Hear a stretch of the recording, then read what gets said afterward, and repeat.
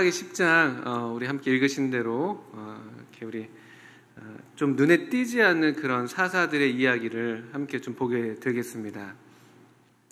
사실 이제 우리 10장 우리 읽으신 대로 10장은 1절부터 5절까지 이 돌라 그리고 야일이라는 두 사사의 이야기가 짧게 기록이 되어 있고, 그리고 6절부터 우리가 읽었던 18절이죠. 끝까지는 사실은 이어질 11장에 이제 입다라는 이제 좀 유명한 사사가 등장하게 된 그런 배경이 되는 또 그런 이스라엘의 역사를 다루고 있습니다. 사실 이렇게 좀 이렇게 말씀 성경 자체에서 좀 충분하게 설명해주지 않는 그런 부분에 대해서 우리가 어떤 또 의미를 얻게 되고 또 어떤 교훈을 받게 되는지 참 쉽지는 않습니다. 또 억지스럽게 또 의미를 우리가 또 이렇게 갖다 붙이는 경우들도 더러 있기도 한 것 같은데요. 오늘 본문은 사실은 그러기가 쉬운 본문인데 짧기 때문에요. 그렇지만 또 주님께서 또 주신 만큼 또 제게 교훈이 된 만큼 또 함께 나누기를 원합니다. 또 짧기 때문에 많이 그냥 스쳐 지나가는 그런 본문들이기도 하죠. 뭐 우리 사사기 하면은 가장 유명한 사사 누구 기억하십니까? 사사 중에 가장 유명한 사사 보통 이제 기드온, 뭐 삼손 이런 분들 이제 제일 먼저 나오죠. 주일학교에서도 이제 기드온, 삼손 제일 많이 다 이렇게 얘기가 되는 그런 사사들이고, 조금 이제 뭐 청년 이상이 되면서 이제 입다 같은 사람도 좀 다루게 되고, 또 뭐 드보라 같은 사람도 좀 다루게 되는데, 좀처럼 이런 이제 눈에 띄지 않는 그런 사사들 이렇게 우리가 쉽게 간과하는 것 같습니다. 우리 먼저 보게 되는 돌라라는 사람이죠. 사사 돌라 1절과 2절 두 구절에 나오고 있습니다. 10장 1절은 아비멜렉의 뒤를 이어서 이사갈 사람 도도의 손자 부하의 아들 돌라가 일어나서 이스라엘을 구원하니라. 그가 에브라임 산지 3일에 거주하면서 이스라엘의 사사가 된 지 23년 만에 죽음에 3일에 장사되었더라. 이렇게 이제 이 돌라의 간단하게 이 생애를 이제 언급을 하는데요. 글쎄요, 이 구절에서 좀 특이하다 싶은 것이, 물론 이제 9장에서 아비멜렉 이야기가 나오기 때문에 아비멜렉의 뒤를 이어서라고 말할 수도 있겠습니다만, 사실은 아비멜렉은 이제 어떤 면에서 사사로 이렇게 취급되지 않는 그런 사람이죠. 뭐 사사가 따로 어떤 뭐 제사장들처럼 어떤 지파를 따라서 쭉 이어지는 건 아닙니다만, 그러나 일반적인 사사의 계보를 따르자면 사실은 돌라 이전의 사사는 기드온입니다. 그런데 이 성경 기자는 흥미롭게도 일반적인 어떤 그 사사들의 계보를 나열하는 그런 방식이라면은 기드온 다음에 기드온의 뒤를 이어서 이사갈 사람 도도의 손자 부하의 아들 돌라가 일어나서 사사가 되었다 이렇게 말하는 게 자연스러울 텐데, 일부러 그러셨겠죠. 아비멜렉의 뒤를 이어서라고 그 9장에 이 아비멜렉의 이 사건을 다시 한번 우리에게 상기시켜 줍니다. 이 돌라라는 이 사사의 특징이 좀 이런 것이죠. 일단은 그 언급된 순서에 있어서 이 기드온의 바로 뒤를 이은 사사로 언급되기보다는 그 중간에 아비멜렉이라는 사람을 일부러 언급하면서 돌라의 특징을 좀 부각하는 것 같습니다. 그리고 또 앞에서 대부분의 이제 사사가 되는 패턴을 보면은 아주 정해져 일정한 패턴은 아닙니다만, 뭐 드보라 같은 경우는 그냥 이제 사사로 이미 이렇게 등장이 되고 있습니다만, 그 전에 같은 경우는 다 하나님의 사자가 어떤 모양으로 이제 이스라엘 백성들이 이제 하나님께 부르짖죠.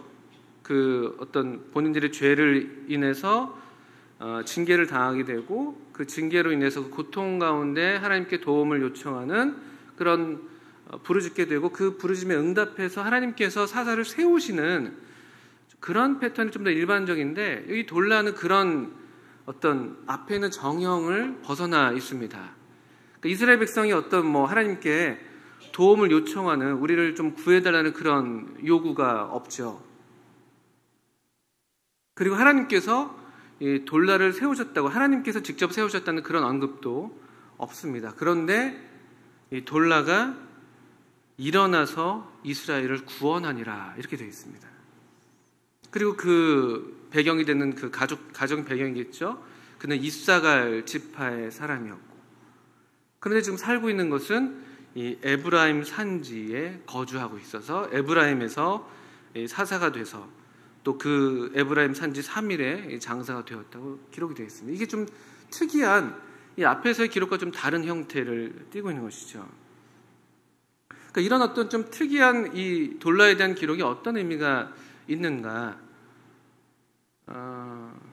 글쎄요, 그 일반적인 또 사사의 패턴을 보게 되면은 이 이방 민족의 압제, 이방 민족의 공격으로부터 이스라엘 백성을 구원해내는 하나님의 사람들로 하나님께서 일으켜 세우셨는데, 또 이 돌라의 경우는 이 외적의 침입이 사실은 없습니다.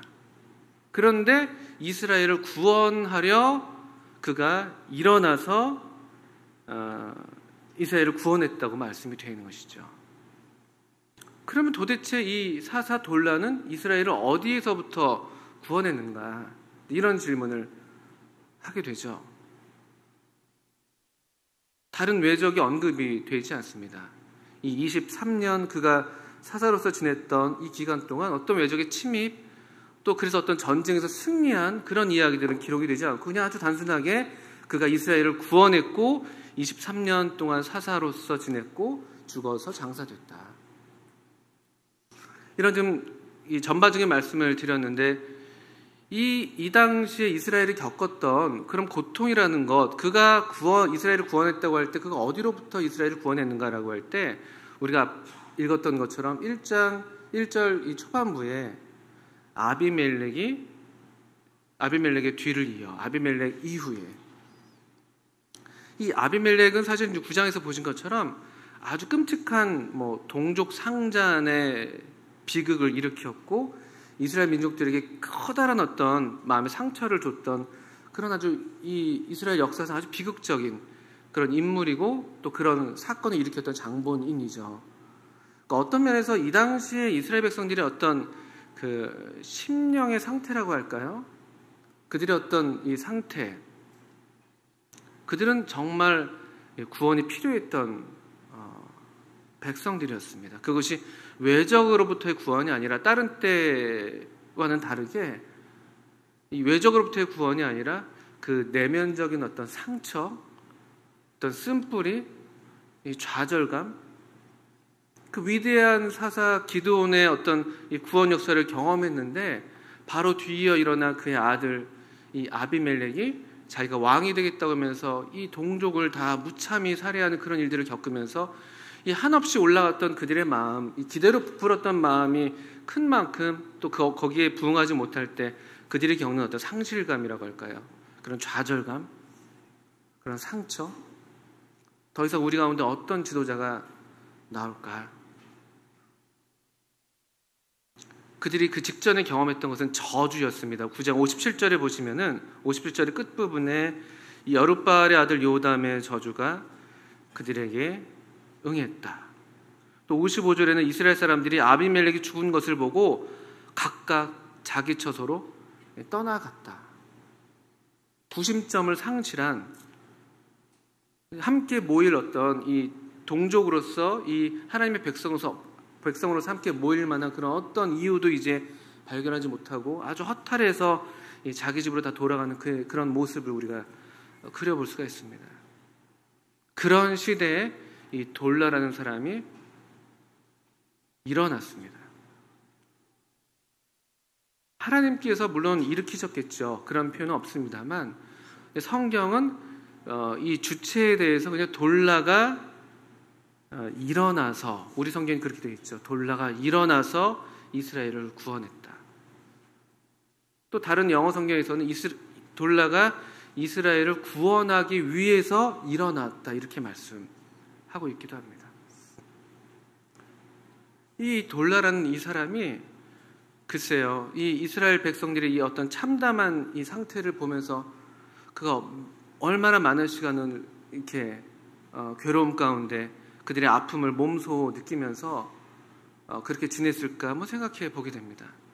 그 상한 마음들, 더 이상 희망하지 않고 절망하고 있는 그런 사람들의 상태, 그리고 온통 그런 무력감과 절망과 이 포기, 이 좌절, 우리는 안 돼, 이런 마음으로 그냥 서로 그냥 원망하고 그냥 주저앉아 있는 그런 하나님의 백성들의 상태를 보면서 그가 어떤 마음이었길래 그가 마침내 일어나지 않고는 견딜 수가 없을 정도로 그 마음에 하나님의 백성들을 품고 있었을지 생각해 보게 됩니다.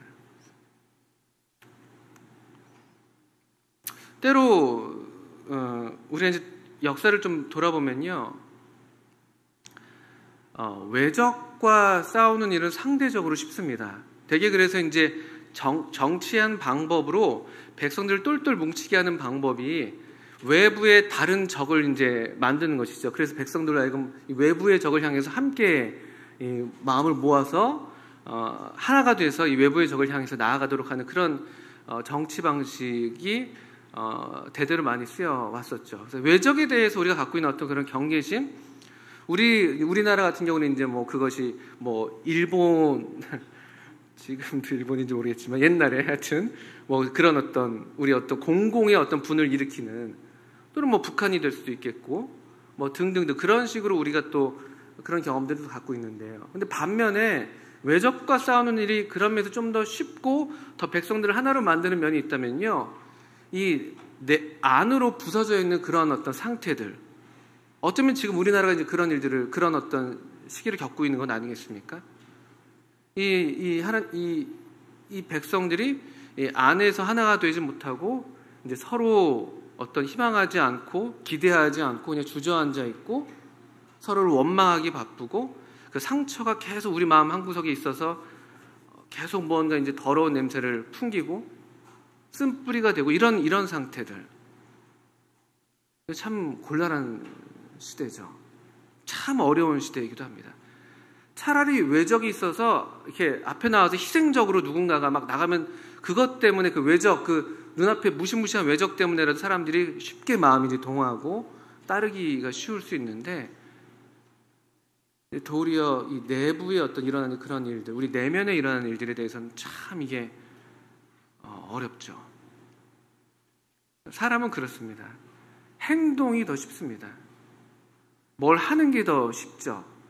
우리의 마음을, 우리의 내면을 응시하고 우리 내면에 있는 상처를 들여다보고 그것을 치유하려는 그런 용기를 갖기보다는 그냥 쉽게 행동하고 뭔가 더 의미 있는 무언가를 함으로써 우리 내면에 있는 그런 것들을 덮기가 훨씬 더 쉽죠.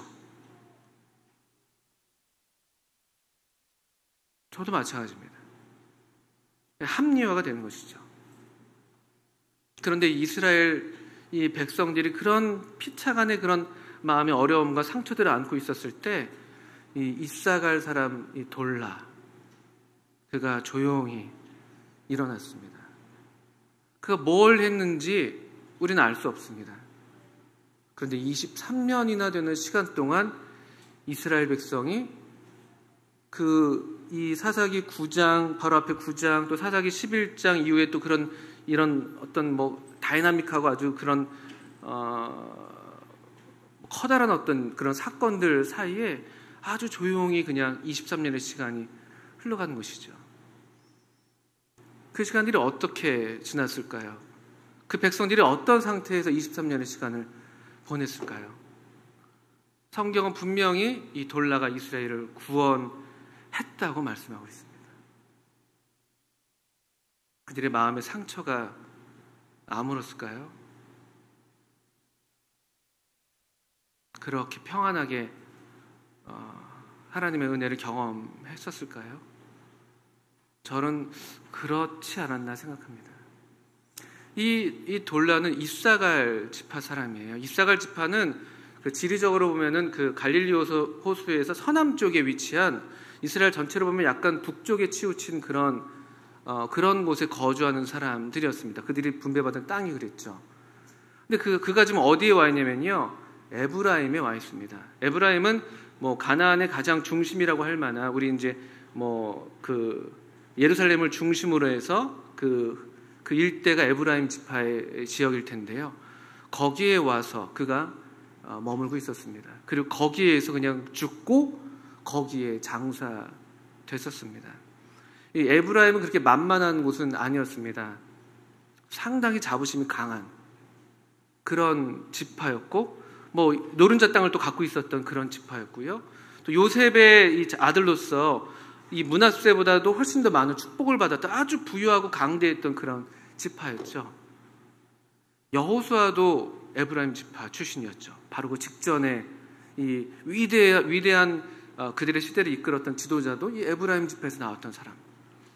그래서 우리가 앞서 8장에서 보게 되면 기드온이 그 미디안을 물리칠 때 그때 에브라임 이 백성들이 불만을 표하는 장면이 있습니다. 8장 한번 잠깐 보시면요.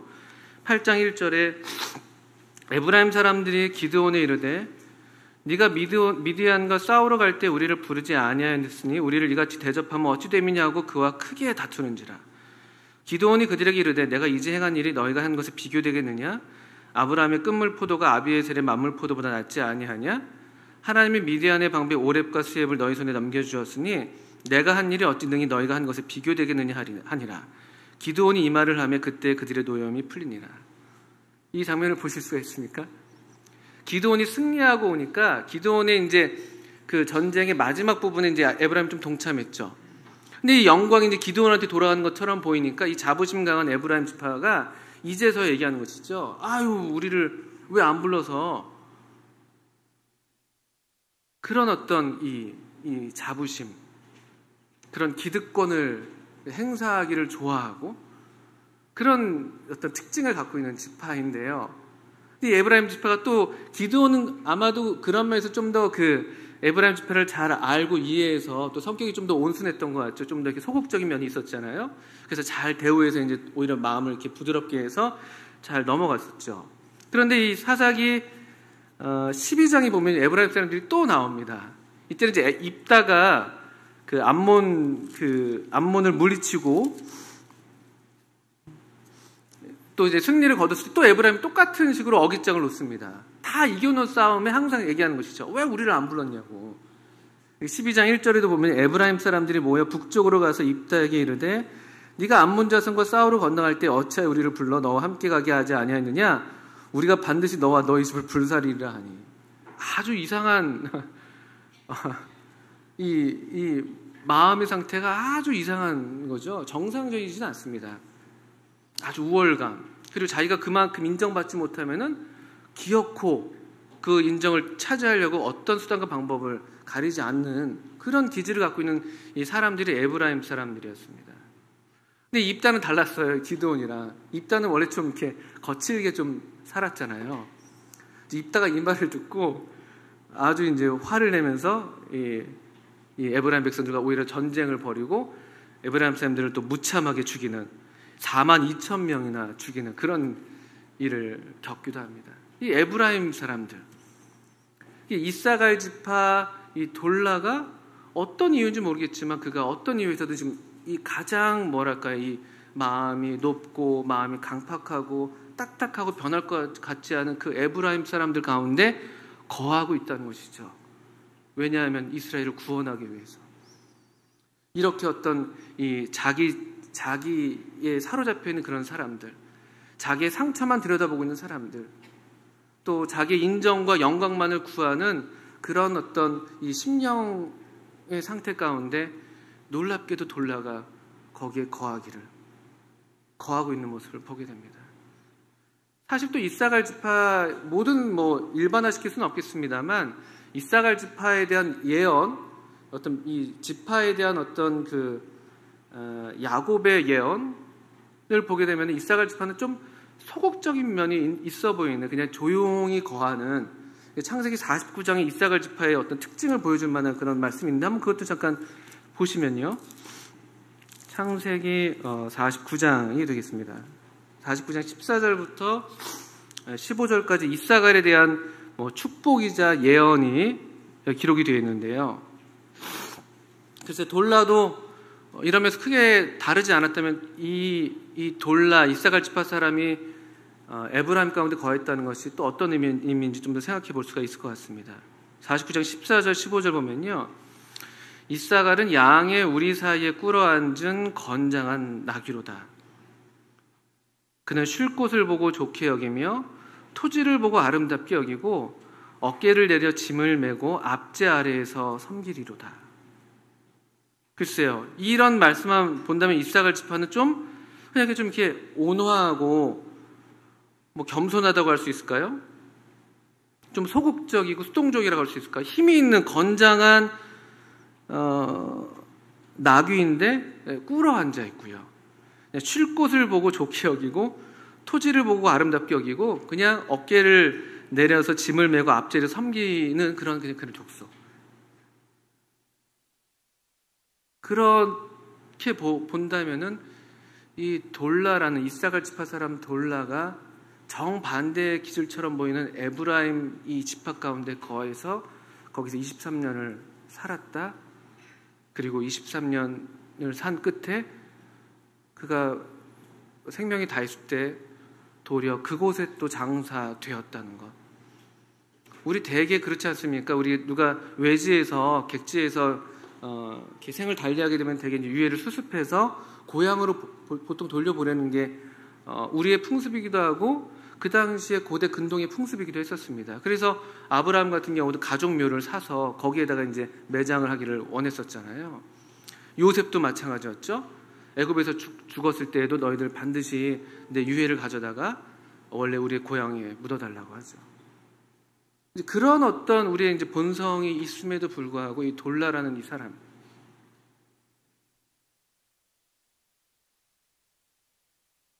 3일에 그대로 장사되었던 그 사람, 이스라엘을 구원했던 이 사람,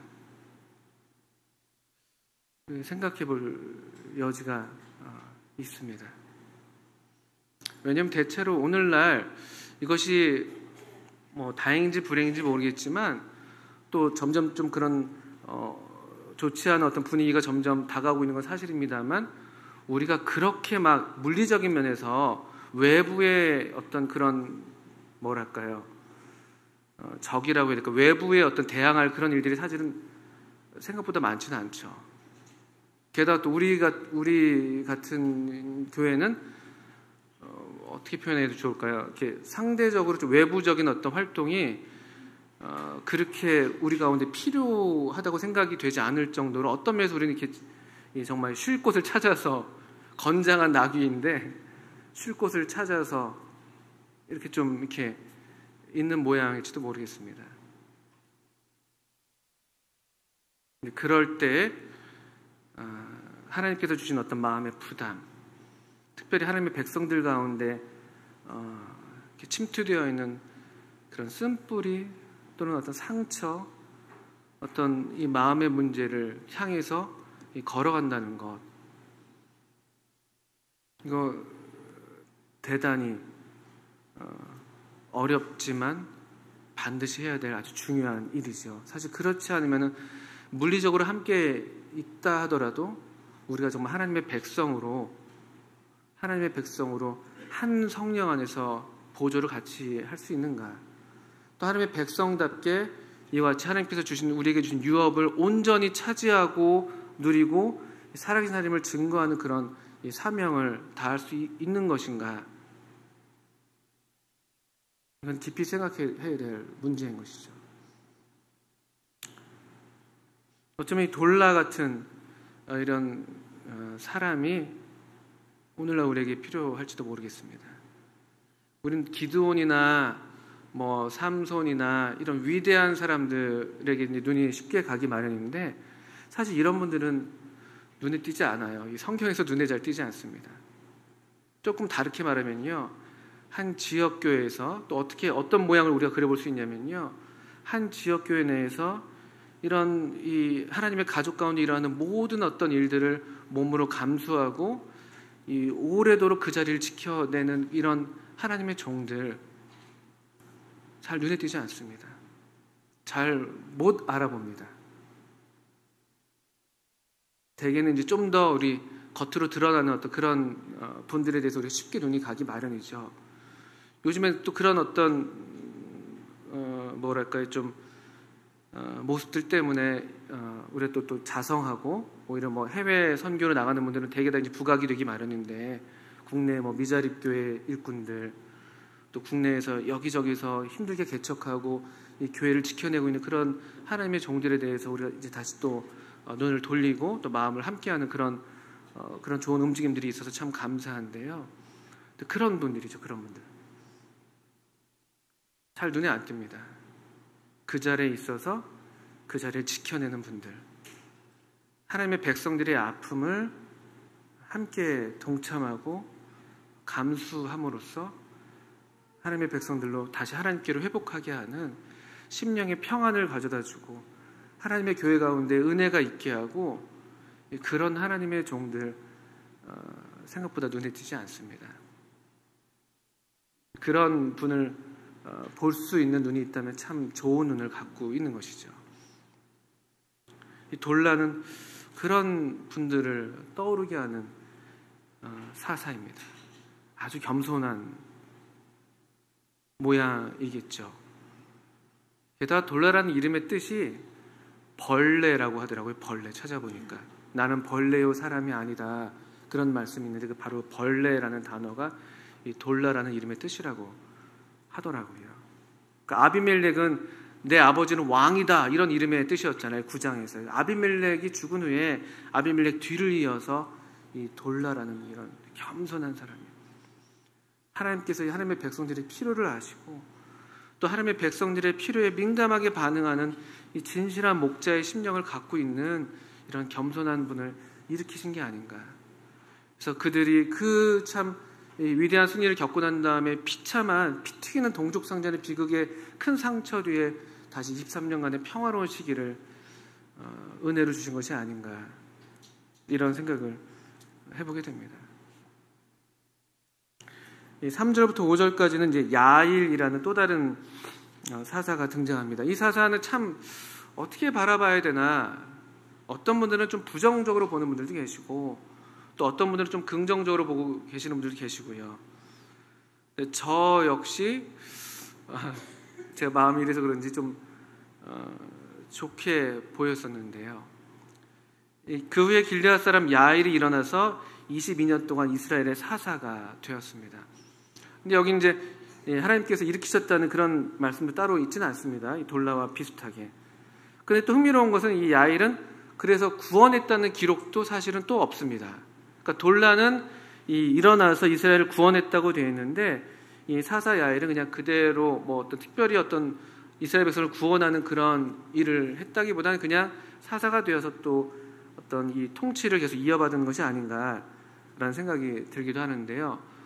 또 참 좀 아셔야 될 게 이 사사들의 어떤 통치는요, 이스라엘 어떤 전국에 이른 통치라기보다는 그런 경우도 있겠습니다만 대개는 어떤 그 지역적으로, 예를 들면 여기 지금 이 돌라는 에브라임 산지에 거주했고요, 사사엘은 길르앗에 거주하고 있었습니다. 이 요단 동편이죠. 그러니까 지역적으로 좀 다른 곳입니다. 근데 어떻든 22년 동안 그가 사사가 되어서 다스렸습니다. 역시 이때도 평탄한 시간들입니다. 다른 외적의 침입도 없고 어떤 특별한 기록도 없는 평범한 일상이 계속됐던 것 같습니다. 그에게 아들 30명이 있어서 어린 낙이 30을 탔고 성읍 30을 가졌는데 그 성읍들은 길르앗 땅에 있고 오늘까지 하봇 야일이라 부르더라. 야일의 죽음에 가몬에 장사되었더라. 어떤 분들은 이 30명의 아들이 있고 또 그들이 낙이 30을 타고 성읍 30을 가졌다. 그래서 뭐 아주 뭐 부요한 부를 막 어떤 사치를 누리고 그런 약간 부정적인 사사로 이렇게 그림을 그리기도 하는데요. 그런데 앞에 9장에 이제 그림이 워낙에 그림자가 짙다 보니까 앞에 이 기드온의 아들 70명은 그렇게 동족상잔, 물론 이제 이 아비멜렉 때문에 일어난 일이긴 합니다만 그런 비참한 일을 겪었다면은 반면에 이 야일의 이 30 아들들은 그런 면에서 좀 대조가 되는 것이죠. 이들은 상당히 평화롭게 함께 공존하고 있는 모습을 보게 됩니다. 그리고 어린 나귀를 탔다는 게 어떤 그 부유함을 가리키는 말이기도 하고요. 또 그들이 어떤 이 성읍을 또 가졌다는 말씀, 어떤 나름대로 지도력을 행사하고 있었다는 것이죠. 그러니까 이들 30명은 글쎄요, 보기에 따라 어떻게 보실지 모르겠습니다만 그래도 상당히 질서 가운데 조화 가운데 지도력을 행사할 수 있는 그런 수준을 수준에 있는 사람들이라고 보여집니다. 그러니까 그런 면에서 야일이 상당히 자녀들을 잘 다스리는 것을 볼 수 있지 않나. 게다가 이 하봇 야일, 그 30성을 가리켜서 하봇 야일이라고 부름을 받고 있는데, 원래 이 지역은 옛날부터 하봇 야일이었습니다. 야일이란 이름이 그들의 선조도 갖고 있었던 이름이었거든요. 그래서 원래부터 야일의 마을이었습니다. 야일의 동네.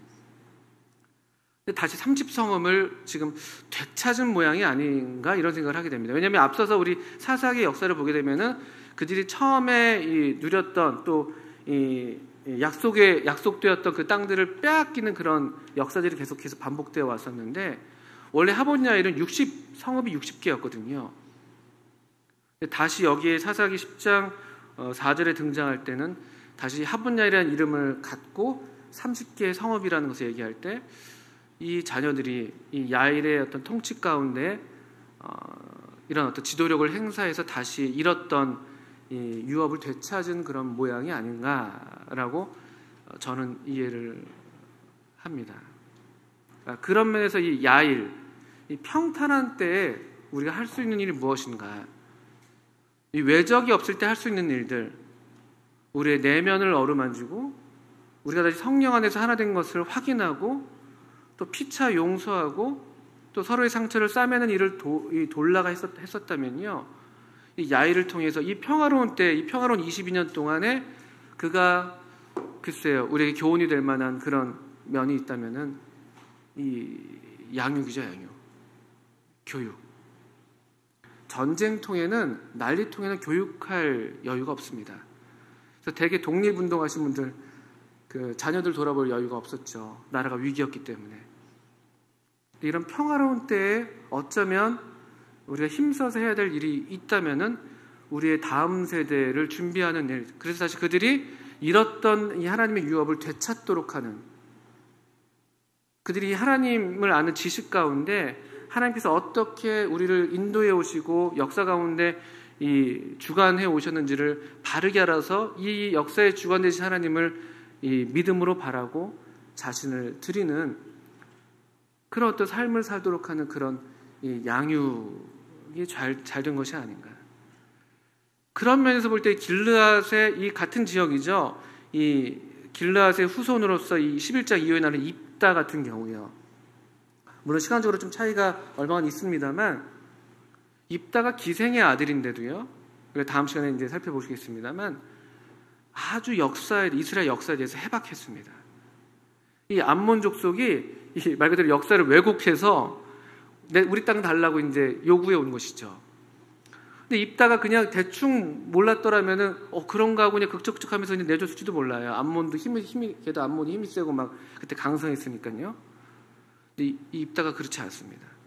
아주 하나님이 자기 이 민족 어떻게 우리가 출애굽해서 하나님께서 우리 애굽에서 인도하셔서 어떻게 광야를 지나게 하셔서 이 암몬 땅과 우리가 암몬과 어떤 갈등이 없었는지 그런 것들을 아주 조목조목 확실하게 이야기해 주는 것이죠.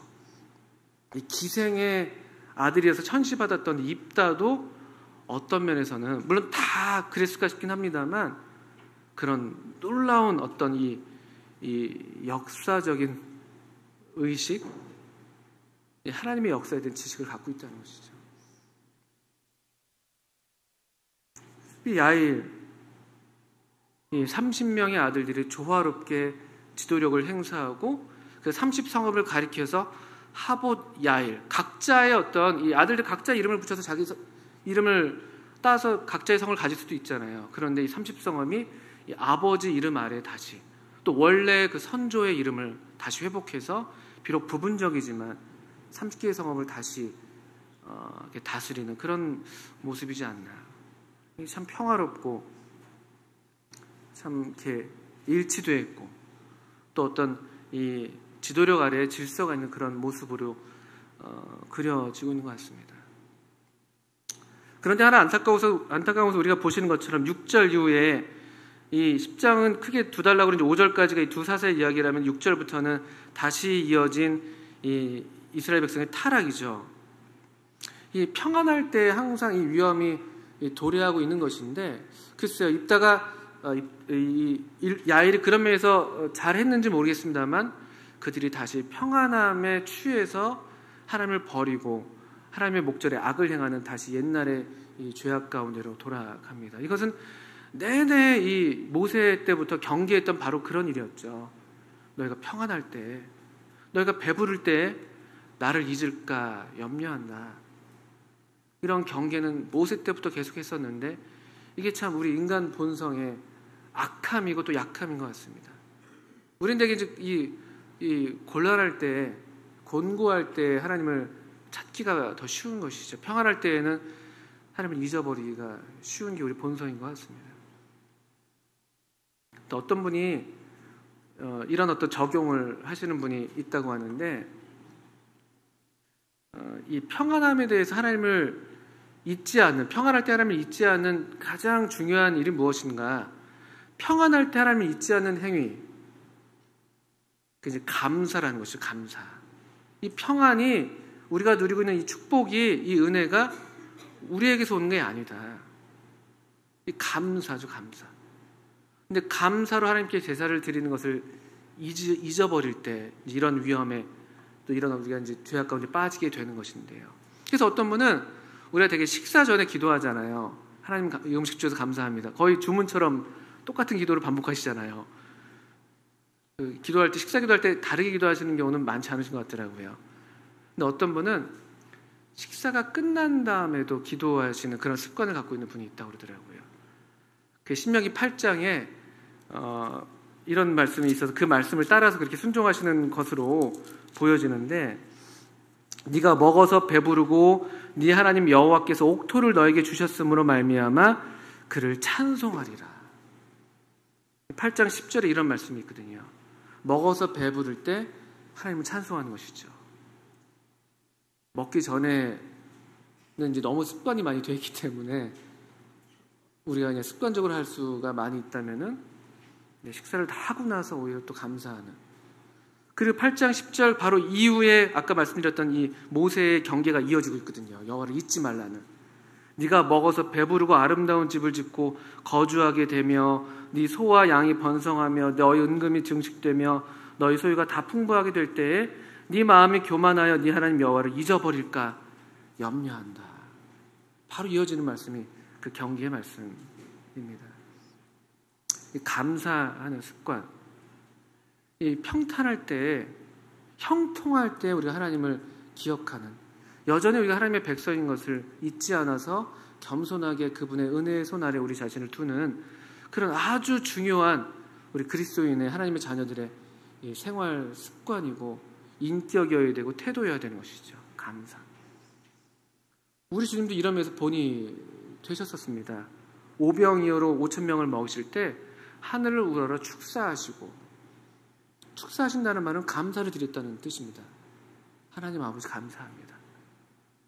또 마지막 그 6월절 만찬을 제자들과 드실 때에도 축사하시고 떼어 이르시되, 축사란 말이 무슨 신비로운 그런 게 아니라 감사 기도를 드렸다는 것입니다. 감사 기도. 기도를 들어주신 것에 대해서 우리 주님께서도 감사를 아버지께 드리셨고요.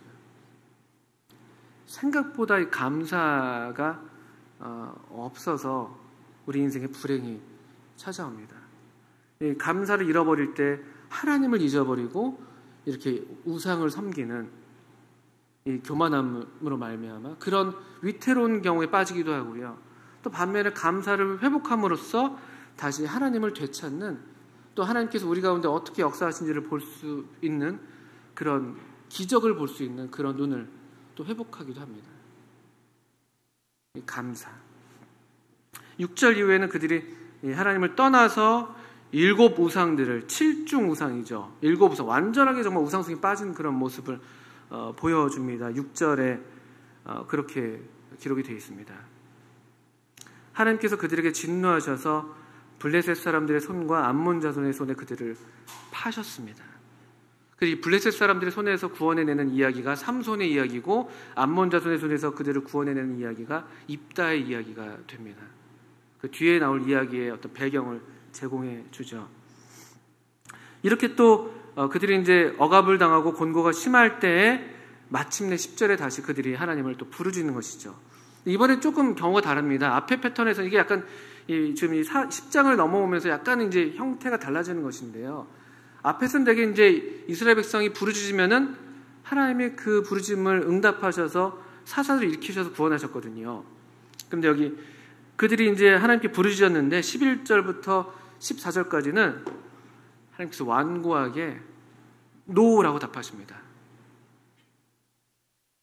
이젠 아니야. 이젠 아니야. 하나님의 인내가 끝난 것처럼 보이죠. 이젠 더는 못하겠다. 그런데 15절에 이스라엘 자손이 그럼에도 하나님께 죄를 자백하면서 그 자기 가운데 이방신들을 제하여 버리고 여호와를 섬겼습니다. 그리고 근데 여호와께서 이스라엘의 곤고로 말미암아 마음에 근심하셨다. 그들의 회개의 어떤 진실함을 보시고 마음이 바뀌었다고 보기는 어려운 것 같습니다. 이 말씀 그대로 보면요, 분명히 안 된다고 말씀하셨는데 나는 이제 너희도 구원하지 않을 거야 했는데 그들의 곤고를 보고 마음에 근심하셨대요. 참 이게 어떤 마음이신가? 그들의 곤고를 보고 마음에 근심하셨다. 다르게 표현한 성경에서는 그들이 고생하는 것을 보고 더 이상 참을 수가 없었다, 이렇게도 표현되어 있습니다. 하나님께서 안 돼, 아주 모질게 마음을 잡수시고 그래 당해봐라 이렇게 하셨는데 그들이 당하는 모습이 너무 비참하고 너무 괴로워하고 너무 안 되셨길래 그 마음이 다시 돌아서시는, 참을 수 없게 다시 그들을 구원하지 않고는 견딜 수 없는 그런 마음 상태로 바뀌는 것이죠. 이게 참 하나님의 마음이신 것인데, 그리고 이게 하나님 아버지의 마음이신 것이죠. 우리가 호세아서를 쭉 읽어왔었는데 호세아 11장에도 그런 하나님의 마음이 잘 표현되어 있지 않습니까? 긍휼이 내 마음에서 막 돌아서. 그래서 저희 집에 둘째 아들이 오늘 제가 수요일날 서울에 올라가서 이렇게 말씀을 하게 됐다고 하니까 무슨 말씀을 하냐고 저보고요. 사사기 이런 말씀을 하지 그랬더니만 현민이가 아빠 하나님 너무 착하신 것 같아요. 그래요.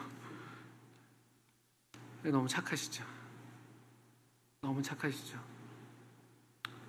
예, 긍휼이 많으시고 노하기를 더디하시고 진노 중에도 긍휼을 잊지 아니하시고 여호와의 자비와 긍휼이 무궁하시기 때문에 우리가 진멸되지 않고,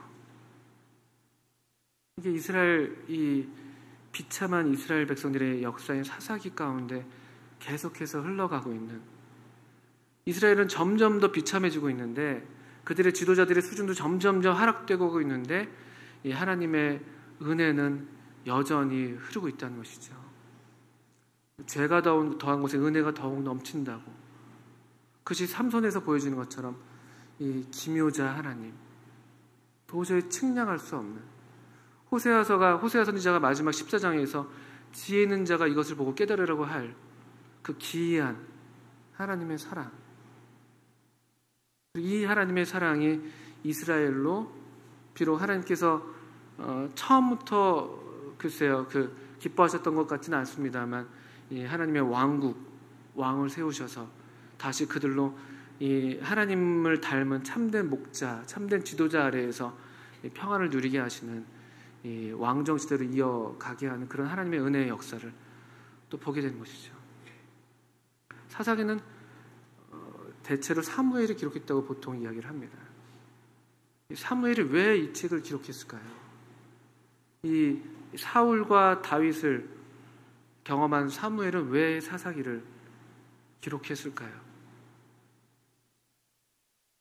그 목전에 이 다윗이 하나님께 기름 부음 받은 참된 왕으로 설 것을 바라보면서 이 다윗 왕까지 이어지는 이 계보, 그는 어떤 이 육신의 계보 그 이상으로 사실은 이 하나님의 은혜의 계보라는 것을 하나님의 백성들에게 알게 하시기 위한 건 아니었을까요? 오늘 우리는 돌라와 야일이라는 두 눈에 잘 띄지 않는 사사들의 이야기를 통해서 몇 가지 교훈을 또 받았습니다. 또 그런 중에 또 우리 하나님이 어떤 분이신지 좀 짧게 말씀을 나눴습니다. 계속해서 우리 가운데 이런 하나님의 은혜가 있기를, 또 우리 가운데 이런 하나님의 백성들의 상태로 인해서 근심하고 또 함께 마음을 쓰고 아파하는 그런 진실한 하나님의 인도자들이 일어나기를, 또 하나님의 마음을 닮은 그런 하나님의 인도자들이 일어나기를 함께 기도하시고 또 기대해 주시면 감사하겠습니다. 우리 잠깐 기도하시고 마치겠습니다.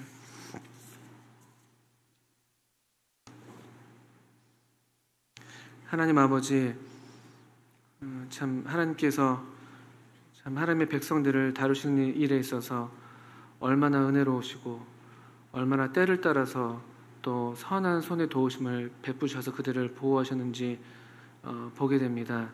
하나님 아버지, 우리 가운데서도 이와 같은 은혜의 손길을 거두지 않으시는 것에 대해서 감사를 드리옵고, 우리 성도님들 각자의 심령 가운데 주께서 계속 은혜의 말씀으로 역사하셔서 아버지 하나님을 향하는 마음을 날마다 새롭게 하시고, 또 하나님께서 이토록 참 귀히 여기시고 또 사랑하시는 하나님의 교회를 향한 마음을 새롭게 해주시고, 또 하나님의 백성들의 이 상태로 인해서 또 기도로 참 밤을 지새게 하시는 그런 은혜의 역사를 일으키시는 것을 참 감사합니다. 계속 도우셔서 우리 가운데 이 하나님의 은혜가 넘치게 하시고, 또 그래서 하나님의 백성들로 계속 살아나게 하시고, 또 그래서 하나님께서 우리 가운데 참된 지도자이신 것을 친히 나타내 보이셔서 하나님께서 영광 받으시는 그런 저희들 될 수 있게 해주시기를 기도합니다. 예수님의 이름으로 하나님 아버지께 기도합니다. 아멘. 네, 감사합니다.